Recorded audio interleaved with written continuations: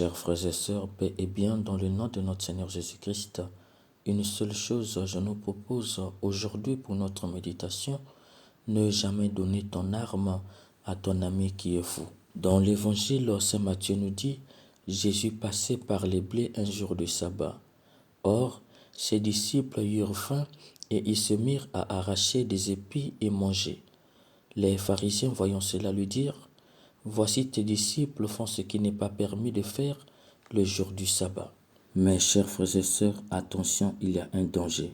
Si Jésus est accusé directement pour ce que ses disciples ont fait, cela veut dire que Jésus est lié à ses disciples et ses disciples sont liés à lui. Du coup, tout ce que les disciples font de bien honore Jésus et tout ce qu'ils font de mauvais déshonore Jésus. Étant donné que le chrétien est l'ami de Jésus et dans cette optique, il est disciple de Jésus, il ne fait qu'un avec lui. Tout acte du chrétien renvoie directement à Jésus. Si cela est bon, c'est Jésus qui est acclamé. Et si cela est mauvais, c'est encore lui qui est accusé. C'est là que c'est intéressant, chers frères et sœurs. S'il est vrai que le chrétien est l'ami de Jésus à telle enseigne que tout ce qu'il fait touche directement Jésus, alors tout ce que Jésus fait à son tour touche directement le chrétien. C'est pourquoi Jésus va démontrer qu'il est un vrai et bon ami de l'homme en disant « N'avez-vous pas lu ce que fit David quand il eut faim, lui et ceux qui étaient avec lui, comment il entra dans la maison de Dieu et mangea le pain de proposition qui ne lui était pas permis de manger, non plus qu'à ceux qui étaient avec lui, mais au seul sacrificateur. » Ici, Jésus démontre qu'il est un vrai et bon ami. Il défend farouchement ses amis. En effet, ses amis sont accusés indirectement et lui Jésus directement. Il pouvait dire « Ce n'est pas moi, ce sont mes disciples ». Il se serait dissocié d'eux. Non, en bon et fidèle ami, il les défend farouchement. L'accusation était fondée sur la loi qui interdisait toute activité le jour du sabbat, jour du Seigneur. Du point de vue du droit légal, l'action des disciples n'était pas une transgression de la loi, selon Deutéronome 23, le verset 25 qui dit « Quand tu entreras dans les blés de ton prochain, tu pourras bien arracher des épis de la main, mais tu n'y mettras pas la faucille. » On voit clairement que c'était permis d'arracher les épis dans les champs d'un prochain. Cependant, cette activité avait eu lieu le jour du sabbat, et là, carrément, c'était une transgression de la loi, selon Exode 16, les versets 29 à 30, qui dit « Considérez que si le Seigneur vous a donné le sabbat, il vous donne le 6e jour de la nourriture pour 2 jours. Restez chacun à votre place, et que personne ne sorte de chez lui le 7e jour. » Ainsi le peuple se reposa le 7e jour. Jésus et ses disciples étaient donc cloués. Mais Jésus contre-attaque en prenant l'exemple sur David que ses ennemis prennent pour un modèle de roi. Ce dernier avait mangé le pain réservé à Dieu, puis en avait même donné à ses amis. L'argument que Jésus donne en se référant à David vise à déstabiliser ses adversaires. David et les sacrificateurs, dans 1 Samuel 21, avaient consenti qu'il mange le pain du sacrifice et donne aux siens pour privilégier la conservation de la vie d'un grand nombre plutôt que l'observation d'un rite cérémonial. La conclusion s'imposait de soi. La vie est au-dessus de la loi. Lorsqu'il s'agit de protéger la vie, toutes les lois tombent, même celle édictée par Dieu lui-même. Étant donné que les adversaires de Jésus sont restés silencieux, cela veut dire que le coup de Jésus est rentré. Ne dit-on pas que qui ne dit mot consent? Jésus va enfoncer de plus belle avec un coup fatal. N'avez-vous pas lu dans la loi que le jour du sabbat, les sacrificateurs violent le sabbat dans le temple et ne sont pas coupables? Cet argument, Jésus le tire dans Nombre 28, le verset 9 à 10. Cela veut dire que son argument fait figure d'autorité, puisqu'il tire sa source dans le même livre saint que ses adversaires ont puisé pour lancer les accusations contre lui et ses disciples. Signalons que le terme grec que le français a traduit par violer renvoie plutôt à profaner, ce qui veut dire que la contre-attaque de Jésus est très forte. Il accuse les sacrificateurs de profaner carrément le sabbat, selon la recommandation même de Dieu. Et cela se passe dans le temple même, ce qui est plus grave encore, car malgré qu'il était interdit de travailler le jour du sabbat, les prêtres ou les sacrificateurs dans le temple soulevaient les animaux, les égorgeaient, les déposaient sur la table du sacrifice, allumaient le feu du sacrifice. C'était plus grave que de couper les épis et de manger. Par cet argument, Jésus révèle de la part de ses adversaires l'interprétation littérale de la loi et condamne le rigorisme aux dépens de la vie. Par ailleurs, Jésus ajoute « Or, il y a ici plus grand que le temple », en révélant que l'action de David, beaucoup plus grave que celle des disciples, était justifiée par la nécessité de sauver les vies d'une part, que le travail du sacrificateur était sanctifié par la sainteté du temple et de son service cultuel d'autre part.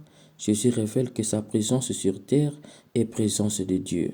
Du coup, toutes les actions des disciples sont justifiées par sa présence qui est la présence même de Dieu. S'il dit « il y a ici plus grand que le temple », il faut entendre par là que lui Jésus est plus saint que le temple puisqu'il est Dieu sur terre. C'est pourquoi il conclut en ces termes « Si vous saviez ce que signifie « Je veux la miséricorde et non les sacrifices », vous n'auriez pas condamné ceux qui ne sont point coupables, car le Fils de l'homme est maître du sabbat. » Par ce fragment, Jésus révèle qu'étant le Fils du Père qui vient révéler la miséricorde du Père, tout mauvais acte est d'office pardonné lorsque l'homme vient à sa rencontre. Si ce que ses amis avaient fait était mauvais, de par sa présence qui révèle la miséricorde du Père, ils étaient d'office pardonnés. D'où il dit « Le Fils de l'homme est maître du sabbat ». Il faut entendre par là que là où est le Fils du Père, la miséricorde est d'office au-dessus de la justice. Étant donné qu'il était au milieu de ses disciples étaient d'office dans la miséricorde et non dans la justice. Aucune loi ne pouvait les condamner puisque la miséricorde était là avec eux et marchait avec eux. Mes chers frères et sœurs, de par cet évangile, nous voyons que Jésus, un bon et fidèle ami, a défendu ses amis. Il ne les a pas abandonnés. Il révèle qu'un bon ami, c'est celui qui défend son ami, surtout lorsqu'il est accusé injustement. Dommage que nous, lorsqu'on accuse nos amis, nous ajoutons aux fausses accusations des faux témoignages. Aujourd'hui, le monde accuse Jésus. Sa mère est chaque jour insultée. L'Église catholique est plus que jamais attaquée. Comment est-ce que tu réagis aux fausses accusations? Es-tu parmi ceux et celles qui accusent injustement ou parmi ceux et celles qui ajoutent aux fausses accusations des faux témoignages? Un ami, nous révèle Jésus par cet évangile, c'est celui qui ne permet pas qu'on accuse son ami injustement devant lui, qu'on insulte et méprise son ami devant lui. Hélas, on insulte Jésus, Marie et l'Église catholique devant toi et tu restes silencieux. Sache que tu es comme les détracteurs de Jésus coupables par leur silence, car le monde souffre, non pas à cause de ceux qui font du mal, mais à cause de ceux qui regardent silencieusement le mal prospérer dans le monde. N'oublie jamais, chaque fois que tu accuses un ami injustement ou tu ajoutes aux fausses accusations un faux témoignage, tu es un ami du Sanhédrin. Outre cela, Jésus nous révèle par cet évangile qu'on ne donne pas une arme à un ami fou. Les pharisiens avaient reçu une arme, la loi de Moïse, et comme ils étaient des fous, ils ont commencé à tirer sur leurs propres frères sans miséricorde. La folie, ils font entendre par là le cœur tortueux et méchant. L'arme, ils font entendre par là les secrets. Tu donnes tes secrets à un ami de cœur tortueux et méchant, il va te tuer avec. Oui, une amie folle finira toujours par devenir la première rivale, même s'il y a des exceptions. Comme la plupart des humains, elle vous envie. En plus, vous lui avez dit trop de choses sur votre mari. Elle connaît ses points forts et ses points faibles. Et si votre homme a de l'argent, vous êtes en danger. Un ami avec un cœur tortueux et méchant envie toujours le bonheur de son ami. Ne l'oubliez jamais. La loi, une arme qui était faite pour protéger la vie, donnée entre les mains des pharisiens, Elle était devenue une arme faite pour détruire et rendre la vie impossible. C'est pour te dire, l'amitié avec un ami faux ou une amie folle, c'est en dehors de tes secrets. Il y a un proverbe anglais qui dit « Aime ton voisin, mais ne supprime pas la clôture entre vous ». C'est pour te dire, ne parle jamais de ta vie conjugale à ton ami qui est fou ou qui est folle, même si il ou elle te pose des questions. Si tu me le permets, évite de parler de la perfection sexuelle de ton mari ou de ta femme. Ton ami fou ou ton ami folle y pensera chaque jour. Tout ce qui est emmagasiné dans le subconscient finit par arriver. Le cœur d'un ami fou ou d'une amie folle est comme la vie politique. Ce sont les mêmes règles. Les trahisons font partie du système.